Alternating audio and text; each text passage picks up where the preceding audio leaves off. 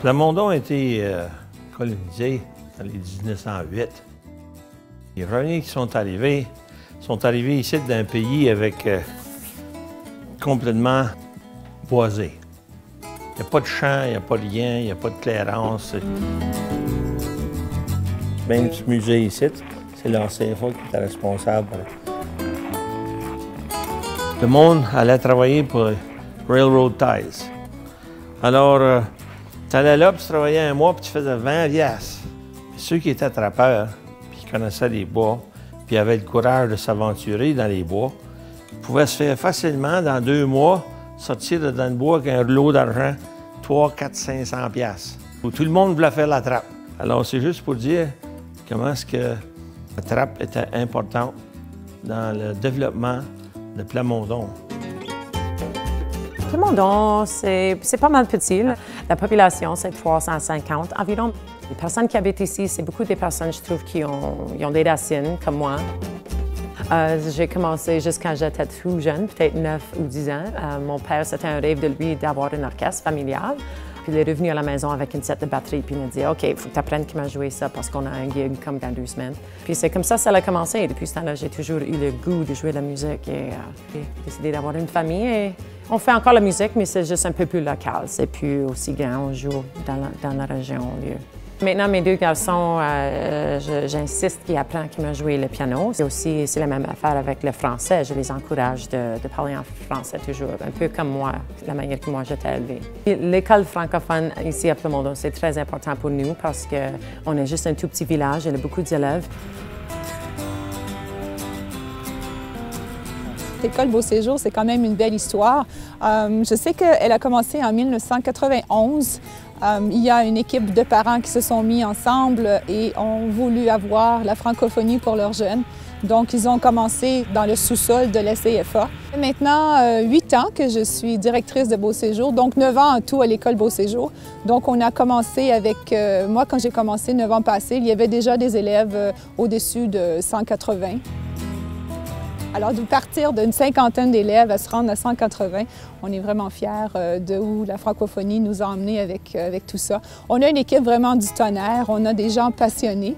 On a déjà passionné de l'éducation, mais aussi de sport, d'art, de musique. Et c'est ce qui fait que notre école est vraiment forte au point de vue des activités parascolaires. Et c'est ce qui garde, je pense, nos élèves ici, le fait qu'on a une équipe dynamique et le fait aussi que les enseignants n'ont pas peur de donner leur temps après les heures de travail.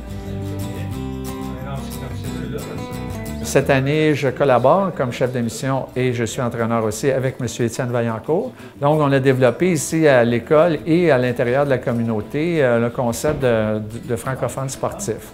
Donc, tranquillement, on développe aussi le concept de sport identitaire, c'est-à-dire être francophone, mais développer un sport d'excellence. On est membre des fédérations sportives francophones et on est aussi membre de l'association des sports scolaires Alberta Association. Mais on établit nos bannières d'école francophone et les gens acceptent bien ça. Donc, ce sont des représentants, mais aussi des participants et souvent des compétiteurs qui peuvent rivaliser avec n'importe quelle grosse école de la région et on est très fiers de ça. La première édition d'Hockey en Fête a été en mars 2004. Donc, on regroupe en moyenne ces 8 équipes de hockey, regroupant des hockeyeurs francophones, francophiles de l'Alberta. Au niveau du hockey, c'est un sport populaire au Canada et c'est le fun de regrouper des francophones pour jouer au hockey, pour pratiquer le sport national ici en Alberta. Vous écoutez présentement Radio Plamondon CHPL 92.1 FM, votre radio à vous.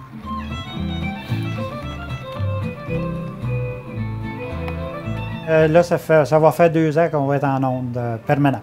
Le point de vue musical, on joue de la musique de partout, mais on joue de la musique des gens de Plamondon.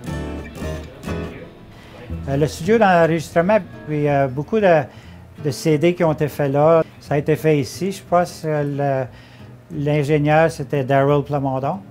Il sait comment que ça fonctionne, ça. On va essayer de continuer notre téléroman. Rachel Lemay, qui est l'auteur du téléroman qui a tout organisé, a fait 13 épisodes dans l'an 2013. La radio est là pour vous. Je dis souvent ça durant mes émissions. L'auditeur est au centre de toute la radio aussi.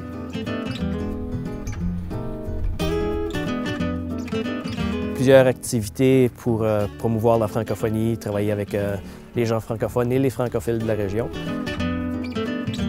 Moi, personnellement, je suis francophone du Nouveau-Brunswick et j'étais seulement supposé de venir ici une année, mais j'ai assez aimé la francophonie de la région et la communauté, que ça fait 9 ans que je suis ici. Je me suis fait des faux grands-parents, des faux parents ici. Venez nous visiter à Plamondon.